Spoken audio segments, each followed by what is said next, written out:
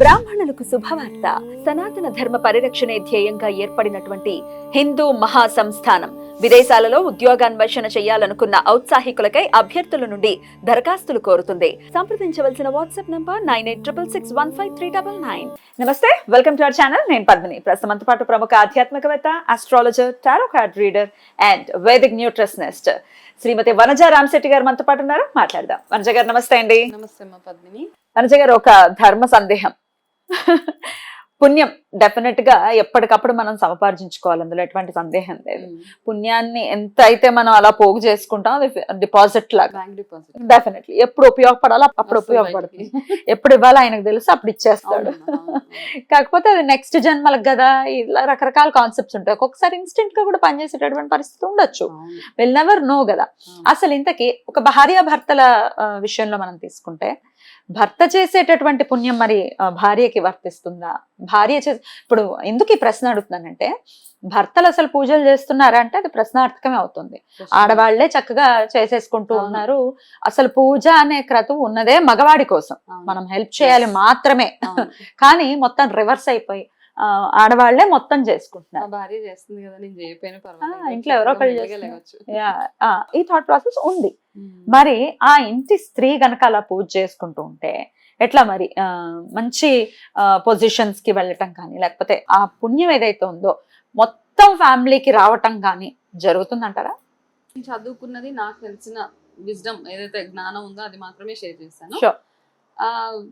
అయితే ఏమంటారంటే, మగవాళ్ళు చేసిన పుణ్యము ఇంటి మొత్తానికి వెళ్తుంది అన్నమాట, కాపాడుతుంది. ఇంటి మొత్తాన్ని, మీ పిల్లల్ని, మీ భార్యని, మీ ఫ్యామిలీని, మీ తల్లిదండ్రులు, ప్రజని అంటాం కదా, తరతరాలుగా ఆ పుణ్యం పాస్ ఆన్ అవుతూ ఉంటుంది. ఇది మగవాళ్ళు చేసే పూజ ఏదైతే ఉంటుంది.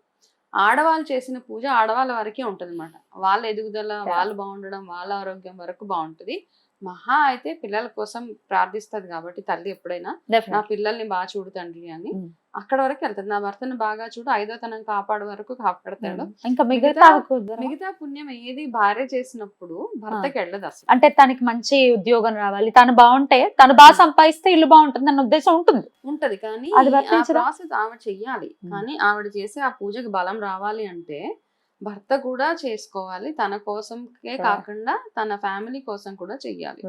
భార్య చేస్తుంది కదా, ఉదయాన్నే లేచి ఇంట్లో దీపం పెట్టేస్తుంది, పర్వాలేదు ఇల్లంతా బాగుంది ఓకే అని అనేసుకుని, నేను పర్వాలేదు లేచి ఏదో అలా ఆరతి తీసుకోనో లేకపోతే ఇంట్లోంచి అలా వెళ్ళిపోవడం అలా కాకుండా, ఎప్పుడైతే మీరు మీ ఫ్యామిలీ మొత్తానికి ఒక బ్లెస్సింగ్ కావాలి అనుకుంటామో, ఆ భగవంతుడి ఆశీర్వాదం ఉండాలి, మీరు చదివే ఒక చిన్న జపము, మంత్రము, ఏదున్నా మీరు ఒక రోజు చదివింది మొత్తం ఇంటి ఫ్యామిలీ మొత్తానికి అదొక ప్రొటెక్షన్ అన్నమాట. ఒక చక్కటి వలయం లాగా, ఒక మంచి ప్రొటెక్షన్ లాగా ఏర్పాటవుతుంది. కాబట్టి మగవాళ్ళు ఎంత ఓపిక ఉన్నా లేకపోయినా కాస్త, ఇప్పుడు అందరికీ ఏంటంటే ఈ వీడియో చూసిన తర్వాత క్వశ్చన్ మార్క్స్ వస్తాయి. మేము లేట్ నైట్ పనిచేస్తాము, మాకు సాఫ్ట్వేర్ జాబ్స్ ఉన్నాయి, మాకు లేవడానికే టైం ఉండదు అన్నప్పుడు, అన్నిటికీ మనం టైం కేటాయించగలుగుతాం కదా ప్రతి దానికి. సో అందులో ఏదైనా ఒక 10 నిమిషాలు మైనస్ చేసుకొని భగవంతుడి ఆరాధనకి పెట్టుకోవడమే చాలా అన్నమాట. అలా చేసినప్పుడే అన్ని రకాలుగా మీ ఇంటిని పాది బాగుండడానికి హెల్ప్ అవుతుంది. రైట్, తప్పకుండా. అయితే ఇక్కడ ప్రధానమైనటువంటి సమస్య ఏంటంటే, భర్త మాట వినరు. మాకు ఏదో నా పూజ నేను అసలైతే కొన్ని ఇళ్లలో ఒక్కొక్కసారి నాకు కాల్స్ వస్తూ ఉంటాయి కదా, ఒక్కొక్కసారి వింటూ ఉంటే అసలు కనీసం ప్రసాదం కూడా తిననివ్వరు.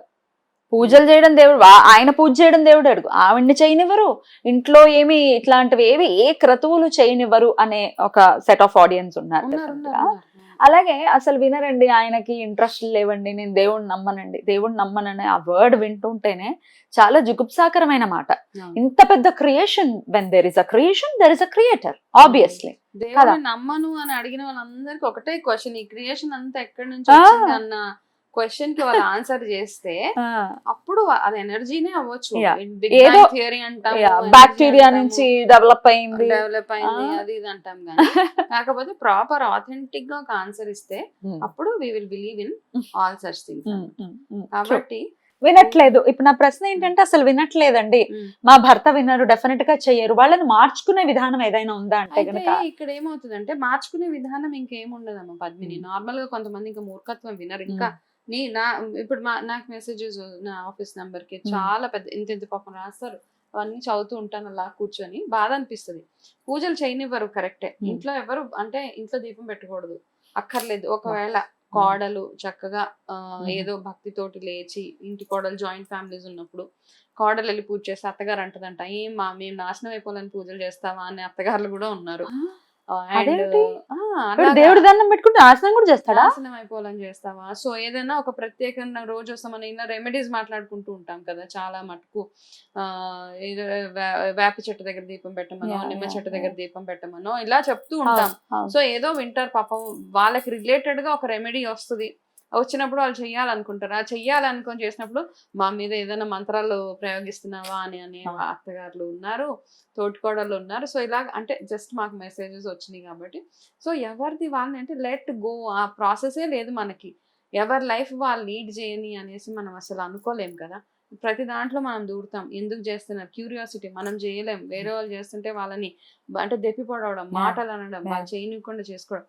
సో ఇట్లాంటివన్నీ ఉన్నప్పుడు మీరు చేయాల్సింది ఒకటి, మీ ఇంట్లో ఇబ్బందులు ఉన్నాయి, మీరు చేసుకోలేకపోతున్నారు అన్నప్పుడు సరే ఇంకా వదిలేండి, భగవంతుడి మీద భారం వదిలేసి సింపుల్ గా మిమ్మల్ని దేవుడి గదిలోకి వెళ్ళనివ్వట్లేదు, మిమ్మల్ని పూజలు చేయనివ్వట్లేదు, దీపారాధన చేయనివ్వట్లేదు, దేవుడికి అలంకారం చేయనివ్వట్లేదు, నో ప్రాబ్లం. మీరు మీ రొటీన్ ఏదైతే ఉందో దాన్ని శుభ్రంగా పెట్టుకోండి. అంటే సూర్యోదయానికి అంతే ముందు లేవడము, లేచి లేవగానే చక్కగా స్నానం చేసుకొని మీ శుభ్రత ఏదైతే ఉందో అది చూసుకోండి ఫస్ట్. దాని తర్వాత మీరు మనసులో ఏవేవైతే జపాలు చేసుకోవాలనుకుంటున్నారో, ఏవేవైతే చదవాలనుకుంటున్నారో, సహస్రనామాలు చదువుతారా, జపాలు చేసుకుంటారా, నామస్మరణ చేసుకుంటారా, ఏవేవైతే చేయాలనుకుంటున్నారో జస్ట్ కళ్ళు మూసుకొని మీ అంతటా మీరే భగవంతుడి ముందు దీపారాధన చేసినట్టు అనుకోవడమే అంతే. ఇంకా మనం అనుకొని ఆ ప్రాసెస్ స్టార్ట్ చేసేయడమే. అలా అని మీరు పూజలు చేయనివ్వట్లేదు కదా అని లేట్ గా లెగుస్తాము. నిజంగా మీకు ఆ ఇంటెన్షన్ బాగుంటే, మీకు ఆడవాళ్ళు ఎవరైతే ఉన్నారో ఆ ఉద్దేశం ఎవరికైతే ఉంటుందో లేచి ఉదయాన్నే లేవండి. బ్రాహ్మీ ముహూర్తంలో లెగిస్తారా, 4 o'clock 5 o'clock ఎప్పుడైనా లేవండి.